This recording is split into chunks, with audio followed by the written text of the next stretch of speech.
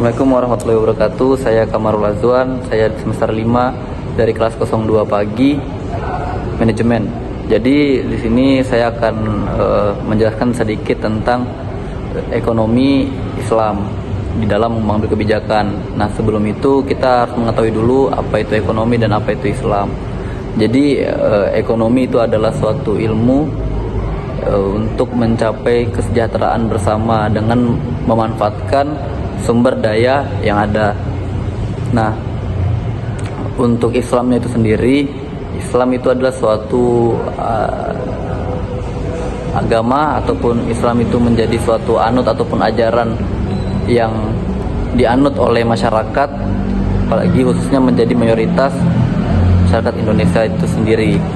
Nah, kali ini kita akan lebih ke arah kebijakan ekonomi Islam, maksudnya ekonomi Islam dalam mengambil kebijakan, yaitu ada pendekatan menolak. Nah, pendekatan menolak ini, ekonomi Islam menolak hal-hal fundamental yang memang tidak sesuai dengan ajaran Islam.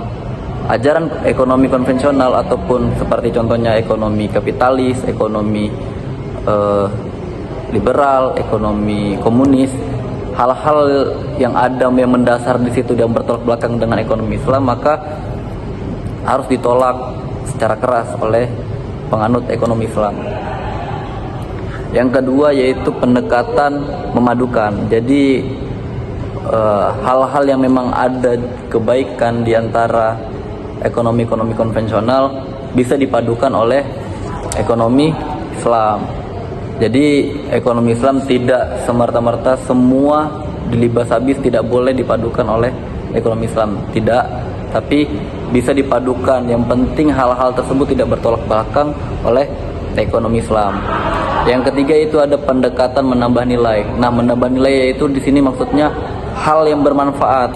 Jadi dalam kebijakan itu ekonomi Islam lebih mencondongkan kepada hal-hal yang bermanfaat untuk kemaslahatan masyarakat. Jadi tidak menguntungkan sesuatu pihak ataupun dan tidak juga merugikan sesuatu pihak. Jadi lebih ke arahnya yang sama-sama bisa merasakan kemaslahatan ataupun bisa merasakan kebahagiaan dengan tuntutan ataupun ajaran Islam.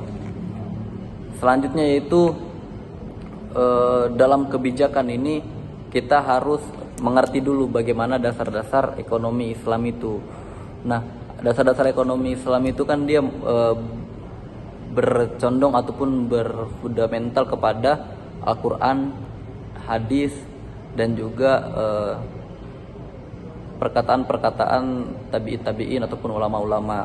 Jadi itu hal-hal yang harus diperhatikan sebelum kita mengambil kebijakan dalam ekonomi, khususnya ekonomi Islam. Terus ada juga beberapa alasan orang-orang yang belum siap menerima ekonomi Islam di dalam kehidupan sehari-hari, yaitu pemahaman tentang arti daripada ekonomi Islam dan juga tidak mengerti tentang tujuan syariah. Orang-orang yang seperti ini biasanya malas untuk mengetahui lebih dalam apa kebermanfaatan daripada menjalankan tuntutan ekonomi Islam. Tentunya selain untuk diri pribadi dan juga kemaslahatan bersama masyarakat, tentunya juga ekonomi Islam ini mengajarkan kita bahwa pentingnya memikirkan tentang akhirat dan bukan hanya di dunia. Jadi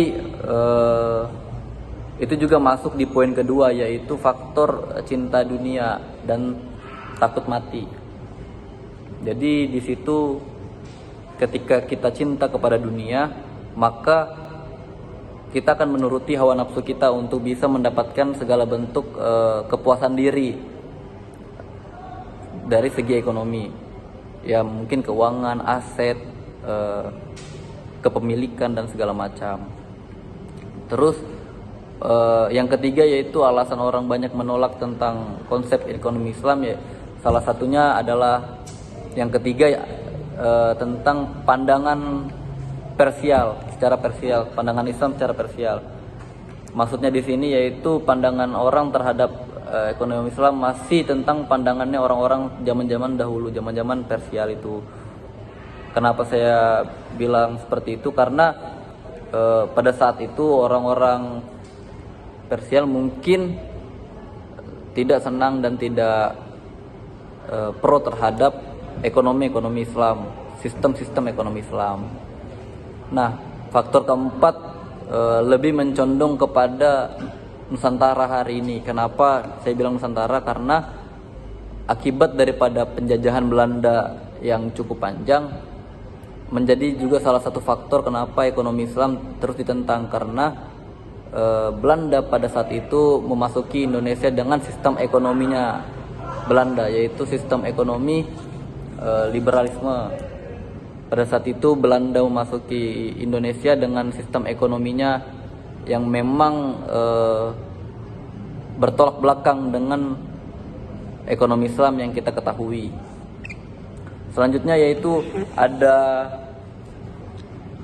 faktor usia kapitalis yang sudah mendarah daging di global ataupun mendarah daging di dunia. Nah, sistem ekonomi kapitalis ini yang kita ketahui yaitu meraup keuntungan sebanyak-banyaknya dan rugi sedikit-sedikitnya. Jadi itu yang sudah tertanam oleh otak-otak masyarakat hari ini, bahwa kita harus menguntungkan sebanyak-banyak mungkin dan juga kerugian sedikit-sedikit mungkin. Dan itu bertolak belakang dengan ekonomi Islam.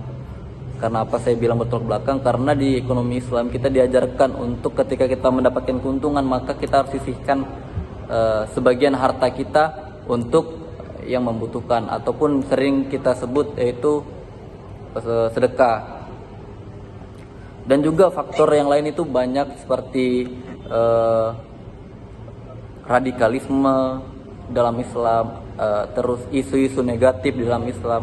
Itu yang menjadi faktor kenapa orang tidak bisa menerima ekonomi Islam secara utuh pada hari ini. Padahal kita ketahui bahwa ekonomi Islam ini adalah untuk bagaimana kemaslahatan rahmatan lil alamin, bukan hanya kepada manusia, juga kepada lingkungan dan sekitarnya. Mungkin dari ini saya bisa simpulkan dari kebijakan dan alasan kenapa orang tidak bisa menerima ekonomi Islam. Kita perlu sadari dan kita perlu banyak untuk mengajarkan bagaimana baiknya ekonomi Islam untuk kita kembangkan di negara kita ini. Karena ekonomi Islam itu bukan hanya tentang agama Islam yang menuntun tentang ajaran ekonomi Islam tersebut, namun itu semua bisa berdampak baik dengan teman-teman kita yang juga non-Islam ataupun non-Muslim. Mungkin cukup itu video penjelasan tentang saya dengan subjudul yaitu kebijakan dalam ekonomi Islam dan juga alasan orang-orang manusia kurang siap menerima ekonomi Islam. Akhir kata dari saya, kelebihnya kurang maaf, lebih dan kurangnya saya mohon maaf. Apabila ada salah kata juga saya mohon maaf.